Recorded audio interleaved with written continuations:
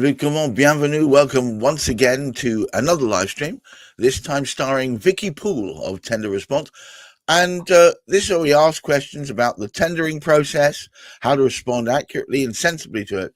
But an interesting question has come up. Gareth's ill. There, Gareth. The question is, what do we do when the pricing response isn't a number? When it's not Isn't just a number. Well, there's always a number, yeah. Isn't just a number. When there's a more qualitative side of it rather than just a quantitative side. Vicky Poole, explain everything. Well, there's a couple of ways that we can answer this question. So usually when you're responding to public sector bids, you have the qualitative response, which used to be somewhere up to 70 or 80% of the overall marks. Oh. Or it could be as little as 20%. Really? Actually, yeah. So when did that change? It changed. Well, councils instigated a change on the percentages, the allotters of the scoring a few years ago. And it varied in time depending on the guidance of the administration. So if the administration was more sensitive about sustainability and environmental, they would improve. They would add in more quality, or they would add in specific areas. For example, most tenders nowadays have a separate question, which is different from the qualitative response, up to 20% looking at sustainability. So the rules have all changed in the last kind of like 12, 18 months, which coincidentally happens to align with the change in administration of local governments. So, well, how interesting is that, Vicky Poole? Was that about the same time that somebody else got into local government? Yes, we do have to be very careful about this because we are in general election mode. So there are different rules that I can talk about at the moment. So let's not talk about any of it. I want to keep us far away. Not talking about it. We're talking about pricing responses and tenders. Yes. So what do you do when the pricing response isn't just a pricing response? So in tenders, you get the whole, give us a rate card. And then the council will look at your rate card and pull out the respective elements. Now, during the tender process, you can ask them questions, or they'll say, we want 6 apples and 2 pears. So you make the apples price really quite competitive because you know that the 2 pears aren't going to add a fundamental difference. Right. So, this works in every field. So we're looking for 12 Cyber Essentials workshops, but only 1 workshop on IT. You make sure the Cyber Essential workshops are bang on the money, because even a 5% variance on that price is going to be multiplied several times. So you've got to be really, really sure. But again, the council has a rate card for the submission, and that rate card, that price, is that price for that contract term, unless there is a contract change notice. Now, you've got a price rate card. That's a rate card. And from there, the council will attribute their own price, and they may have within their own evaluation matrix, they may have scenarios that they run themselves based off of your rate card. Okay. You can also get options where it's give us the price for your service, and then give us a price for these optional extras. And these optional extras, just the optional extras, is 10%. So you might have 3 lines in there. So hang on a moment. Hold the phone. 10%. That's a big enough whack to really make a difference. Potentially, you could either price yourself under, or you could price yourself way over just by the way in which you handle that 10%. Exactly. Now, the interesting point to note here is that with those 2 commercial evaluation sections being evaluated separately, you actually hold the power in your hands to be less competitive, so you can be a little bit more expensive on the main sheet if you're playing the game on the optional extras. And I'll give you an example. If there is a service that is free to you, but you have the ability to charge for it, yes, your actual cost is 0, so you could deliver that for whatever price you want. Absolutely.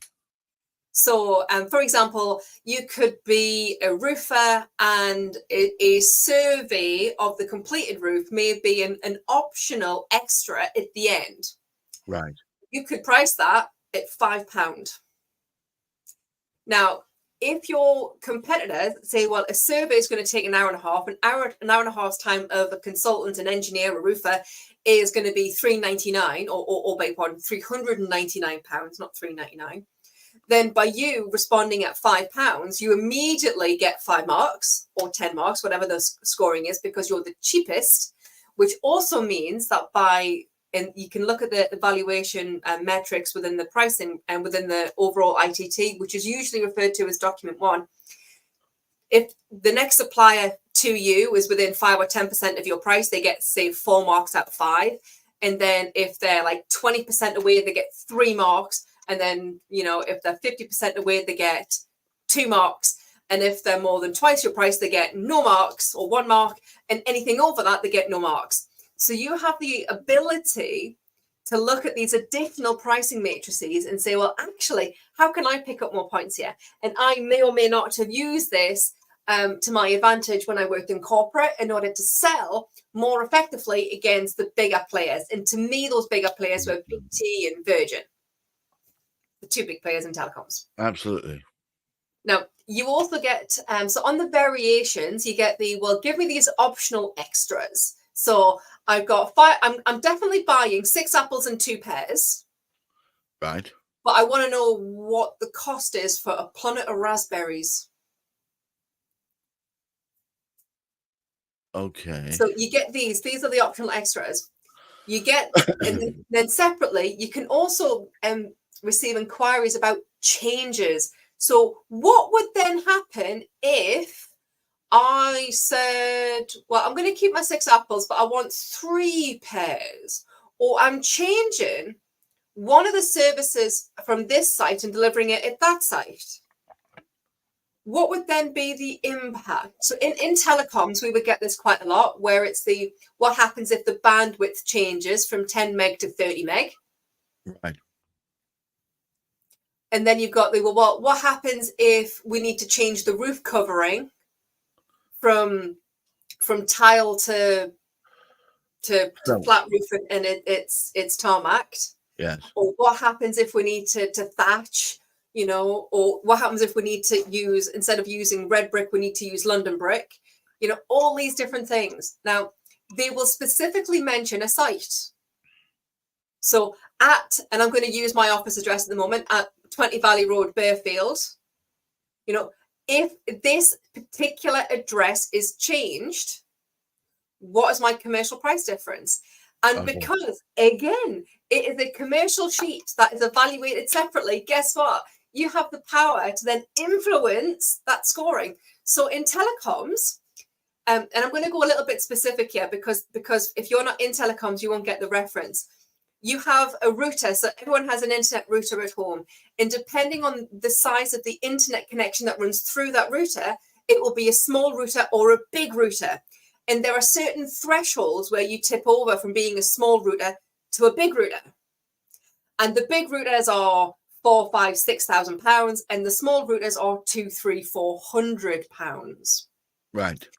So I had costed this particular site, so 20 Valley Road, Bearfield, it's a pricing matrix, it's an evaluation. I'm going to get evaluated on my one-off costs, the cost for change, and then any ongoing costs that are going to be different. I'm evaluated on the pair of them. So then if I say that that site already has that router, when it goes from low router bandwidth to big router bandwidth, there is no cost to change. So I put a 0 value in, or like a £5, £10, whatever it is. And then the increase on the bandwidth, it's as per the rate card. Yeah, So I know that a lot of people listening to this, their heads are going to be spinning slowly around. The point is, what you're saying. Yes. The point is that you can look at these specifics on that site and be very commercially creative. Right. So it's like, well, the price of a London brick is 10p and the price of an ordinary brick is 10p. So you pay an extra 1p per brick. You said they were both 10p. Oh, 10p. Sorry. One's 11p. The London brick's 11p. Okay, good. Sorry, I thought I was going mad there for a second. Sorry. Now, I've only had 1 cup of coffee today, Gareth. I was just testing you. I'm on it. I'm on it like a carb on it. You're on right. it.